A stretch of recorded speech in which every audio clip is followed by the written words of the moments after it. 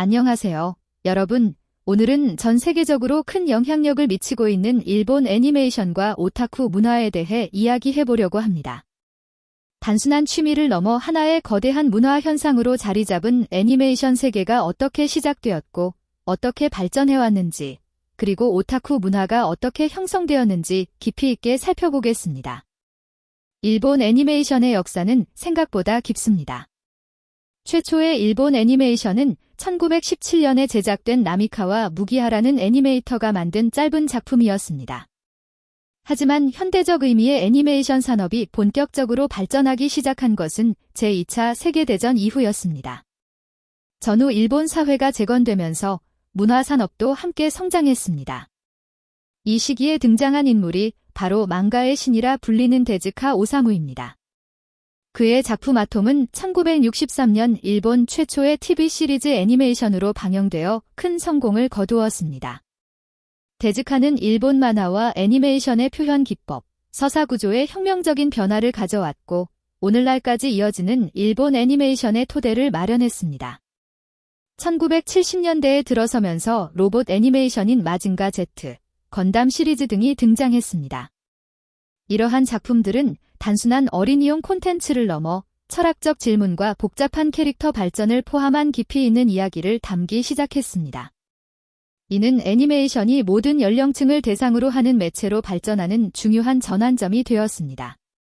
1980년대와 1990년대는 일본 애니메이션의 황금기라 불립니다. 이 시기에는 작품의 다양성과 기술적 완성도가 크게 향상되었습니다. 아키라, 공각기동대, 신세기 에반게리온과 같은 작품들은 애니메이션의 예술적, 철학적 가능성을 확장시켰습니다. 특히 미야자키 하야오와 스튜디오 지브리의 작품들은 국제적인 주목을 받으며 애니메이션의 위상을 한층 더 높였습니다. 바람의 계곡 나우시카, 천공의 성 라퓨타, 이웃집 토토로, 원령공주 등은 환경 문제, 전쟁과 평화, 인간성과 같은 보편적 주제를 다루며 전 세계 관객들의 마음을 사로잡았습니다. 이 시기에 일본 애니메이션은 단순한 엔터테인먼트를 넘어 사회적 이슈와 인간 존재의 본질에 대한 깊은 통찰을 제공하는 매체로 자리매김했습니다. 복잡한 서사 구조, 다층적인 캐릭터 설정, 그리고 독특한 시각적 미학은 일본 애니메이션만의 특징으로 확립되었습니다. 오타쿠라는 용어는 1980년대 초반에 등장했습니다. 원래는 당신이라는 존경 표현이었지만 점차 애니메이션, 만화, 게임 등에 깊이 몰입하는 팬들을 지칭하는 말로 변화했습니다. 초기에는 부정적인 의미가 강했지만 시간이 지나면서 그 인식은 변화했습니다. 오타쿠 문화의 특징으로는 콘텐츠에 대한 깊은 지식과 열정, 관련 상품 수집, 팬 활동 참여 등이 있습니다. 일본 아키하바라와 같은 지역은 오타쿠 문화의 중심지로 발전했으며 여기서는 애니메이션 관련 상품, 피규어, 코스프레 용품 등을 쉽게 찾아볼 수 있게 되었습니다. 특히 1990년대에는 신세기 에반게리온과 같은 작품이 오타쿠 문화를 더욱 활성화시켰습니다. 복잡한 세계관과 심리적 요소를 담은 이 작품은 팬들 사이에서 심층적인 분석과 토론을 불러일으켰고 2차 창작물의 제작도 활발해졌습니다. 오타쿠 문화의 중요한 측면 중 하나는 동인 활동입니다. 팬들이 직접 자신이 좋아하는 작품을 기반으로 만화, 소설, 음악 등을 창작하는 활동으로 일본에서는 코믹 마켓이라는 세계 최대 규모의 동인지 판매 행사가 1975년부터 시작되어 현재까지 이어지고 있습니다. 코믹 마켓은 단순한 판매 행사를 넘어 창작자와 팬들이 서로 교류하고 영감을 주고받는 커뮤니티의 장이 되었습니다. 많은 전문 만화가와 일러스트레이터들이 이러한 동인 활동을 통해 경력을 시작했으며 동인 문화에서 발전한 아이디어가 상업적인 작품으로 발전하는 경우도 많습니다. 동인 문화는 오타쿠들의 창의성과 열정을 보여주는 중요한 요소로 일본 애니메이션과 망가 산업의 지속적인 혁신과 발전에 기여하고 있습니다. 1990년대 후반부터 인터넷의 발달과 함께 일본 애니메이션은 전 세계로 더욱 빠르게 확산되었습니다.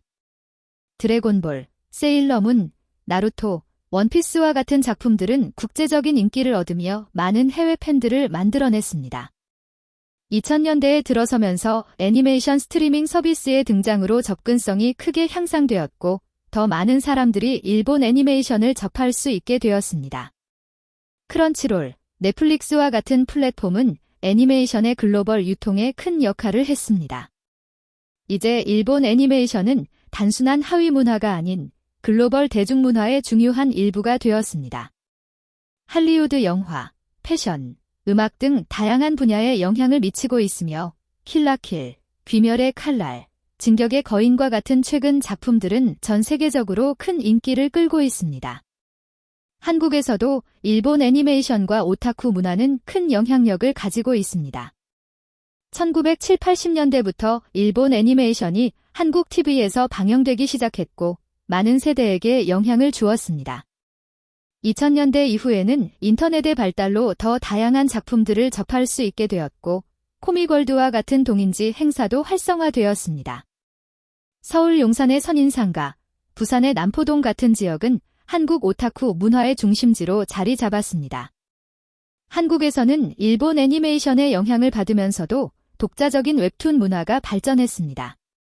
신의 탑, 노블레스, 갓 오브 하이스쿨 등의 인기 웹툰들이 일본과 전 세계로 역수출되는 현상도 나타나고 있습니다. 최근에는 소울랜드, 갯마을 차차차와 같은 한국 드라마에서도 오타쿠 문화를 다루는 내용이 등장하면서 오타쿠 문화가 대중문화 속으로 더욱 스며들고 있습니다.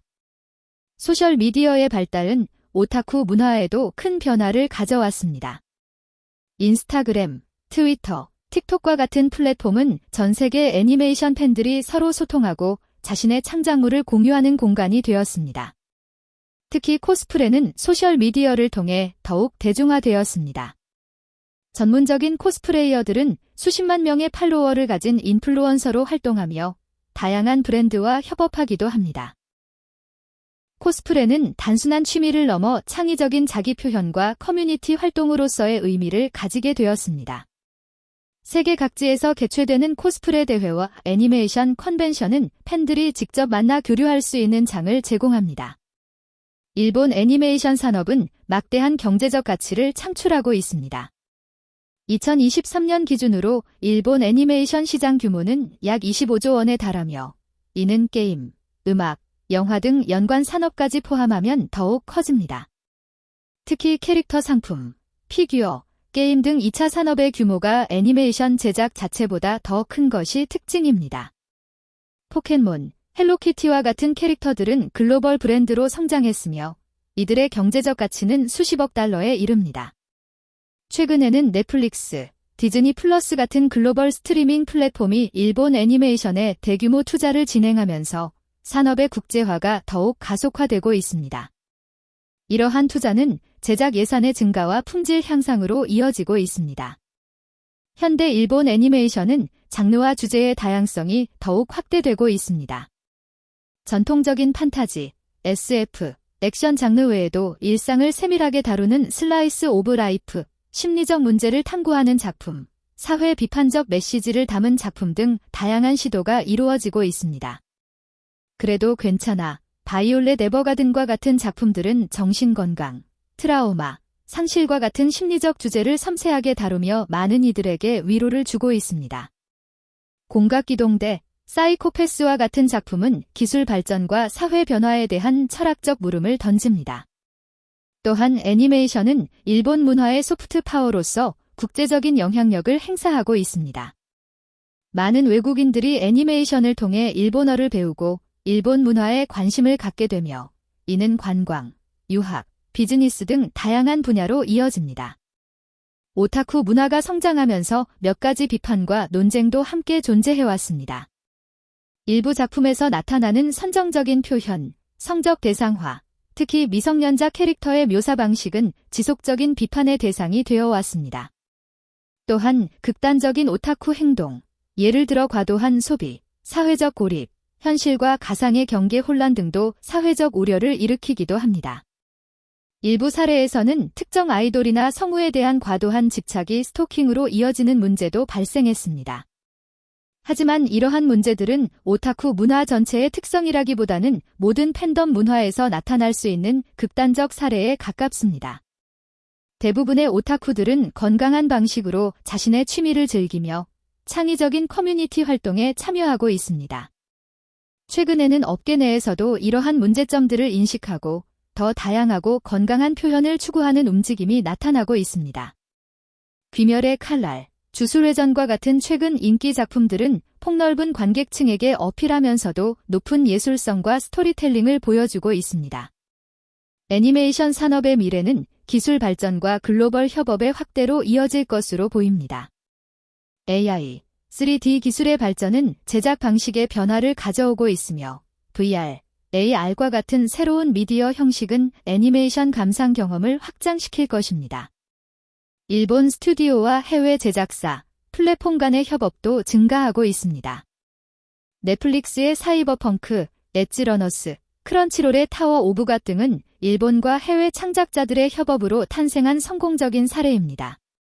또한 한국, 중국 등 아시아 국가들의 애니메이션 산업도 빠르게 성장하면서 일본 중심이었던 시장 구도가 다변화되고 있습니다.